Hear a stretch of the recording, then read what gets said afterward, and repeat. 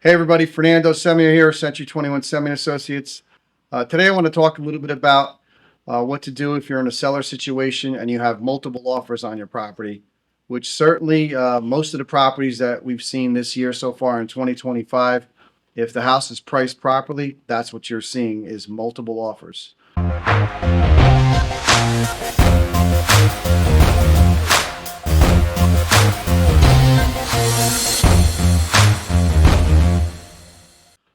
So getting back to the first thing is pricing it properly, okay? In order for you to get these multiple offers, you're going to have to price it properly. There's some agencies out there that think you should overprice the house and see what happens and then come down.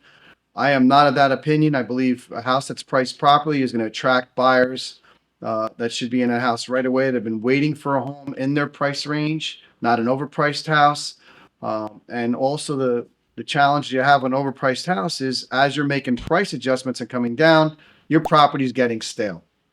So I certainly don't think you should be doing that. I think you should price from the beginning the proper price.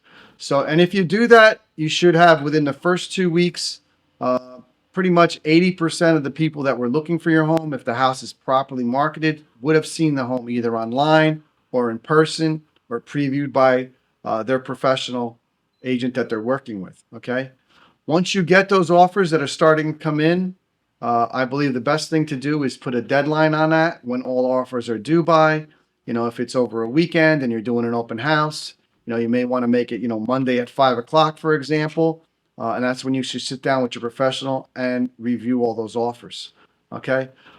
First thing you look for is qualification of the buyers. It really doesn't matter what they're offering. If they can't close on a property, it's useless to you, and you don't want to waste any time and capitalize on the other good offers that you have. So qualification of the buyers, a large down payment, especially if you're going over asking price, which is still happening right now in Northern New Jersey. You want to make sure that buyer can cover any overage in the case the house doesn't appraise. All right. And that's still happening. So you want to see proof of funds that they have that money that they say they do in order to get the deal done and close and possibly pay the overage that they overbid on. You also want to see if they're willing to waive the appraisal. Okay. If someone's going to bid over asking price and your house was priced properly, we already know that you put that price based on data that you had from our staff or our office, our agents. So we want to make sure if they're going to overbid that they can cover the difference in that price.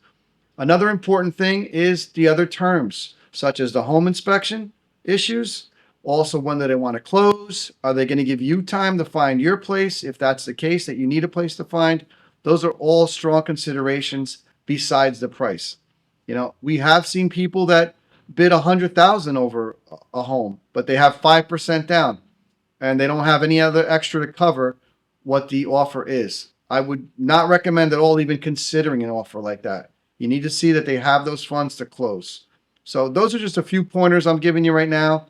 If you have multiple offers, certainly sit down with one of our agents, one of our staff over here, and go over a strategy that best fits your needs.